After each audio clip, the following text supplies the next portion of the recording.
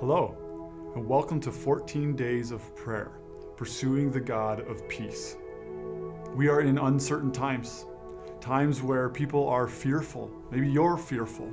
Times when people are loading up on toilet paper and hand sanitizer and food and supplies because we don't know what's happening right now.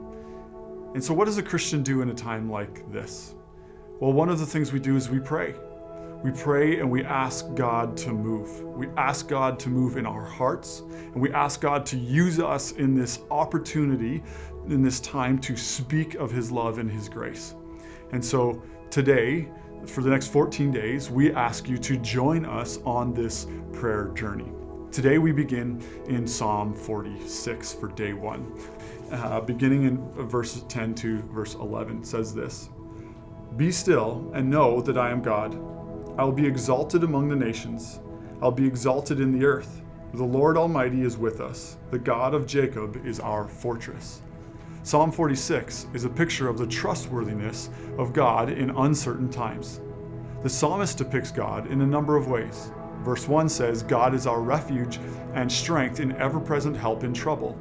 Verse 7, "The Lord Almighty is with us. The God of Jacob is our fortress." The psalmist also describes the circumstances in which he is speaking into. Verse 2 to 3 talk about the world crumbling around them, and verse 8 and 9 talk about war.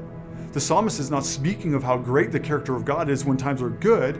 He's speaking about the trustworthiness of God in a very precarious situation. In the middle of this precarious situation, through the psalmist, God gives a bold directive by saying, "Be still and know that I am God." In other words, God is saying, in the middle of your uncertain circumstances, in the middle of COVID-19, in the middle of your health issues, economy uncertainties, relationship struggles, God is trustworthy. Sometimes we are so busy watching and fretting about what is happening around us that our trust in God begins to erode. So God makes a big declaration: be still. Stop the busyness. Stop the to-do list. Stop everything for a moment and consider God. Consider His character and who He is. When we stop and open ourselves to God, it is then that God begins to work on our soul. In his book, Soul Keeping, John Ortberg shares this story. There once was a town in the high Alps that straddled the banks of a beautiful stream. The stream was fed by the springs that were old as the earth and deep as the sea. The water was clear like crystal. Children laughed and played beside it. Swans and geese swam on it. You could see the rocks and the sand and the rainbow trout that swarmed the bottom of the stream.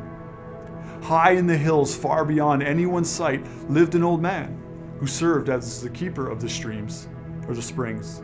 He had been hired so long ago that now no one could remember a time when he wasn't there. He would travel from one spring to another in the hills, removing branches or fallen leaves or debris that might pollute the water, but his work was unseen.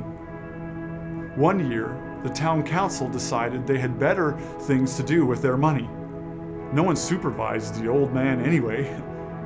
They had roads to repair and taxes to collect and services to offer, and giving money to an unseen stream cleaner had become a luxury they could no longer afford. So the old man left his post.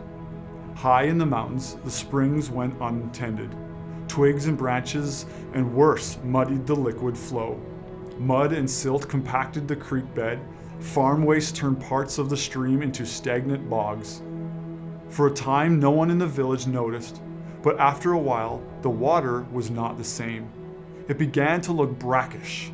The swans flew away to live elsewhere. The water no longer had a crisp scent that drew children to play by it. Some people in the town began to grow ill. All noticed the loss of the sparkling beauty that used to flow between the banks of the streams that fed the town. The life of the village depended on the stream, and the life of the stream depended on the keeper. The city council reconvened. The money was found. The old man was rehired. After yet another time, the spring was cleaned. The stream was pure. Children played again on its banks. Illness was replaced by health. The swans came home, and the village came back to life. The life of the village depended on the health of the stream. The stream is your soul. and you are the keeper. Our life circumstance can distract us from the work of God in your soul. When you take time to be still, it is like removing sticks from the stream of your soul. You are able to experience God and to grow in trust of Him. Over the next 14 days, we want to encourage you to use these daily devotionals to be still and know that He is God. God is at work. He wants to use you for His glory. He wants to free you from the fear that you are experiencing so that you might reflect His glory. Here are 3 prayer exercises to do. 1. Take 5 minutes to be still and listen. 2. Read Psalm 34, 1-10, and list the character traits of God. Pray them back to Him. God, you are blank. 3. Then bring your emotions, fears, and requests to God. Blessings on you as you spend time with Him.